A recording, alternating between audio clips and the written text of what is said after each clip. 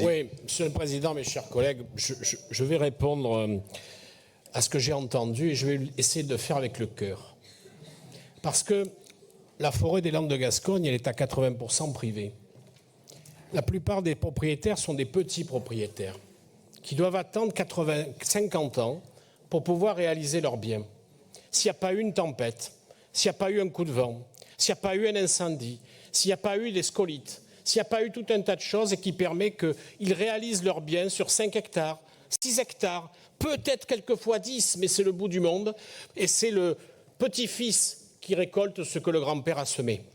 Deuxièmement, je rappelle que quand même ces forêts, avant la coupe rase, on y est passé 5 fois pour pouvoir travailler au dépressage, etc., tout le long du temps, et que c'est une production qui existe. Et puis quand on a coupé, il y a 2 solutions.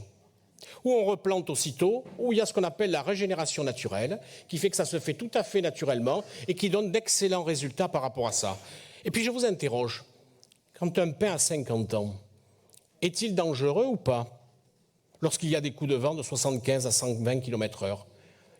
Un arbre de plus de 50 ans, un pin, il est dangereux et peut mettre en danger la forêt qui est juste à côté avec des pins beaucoup plus petits. Voilà ce que je voulais vous dire, tout simplement.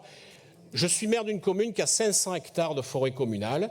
Nous faisons effectivement des coupes rases, on replante, on le fait sur des parcelles pour pouvoir vendre le bois, pour pouvoir permettre de faire du bois énergie, pour pouvoir faire du bois de palette.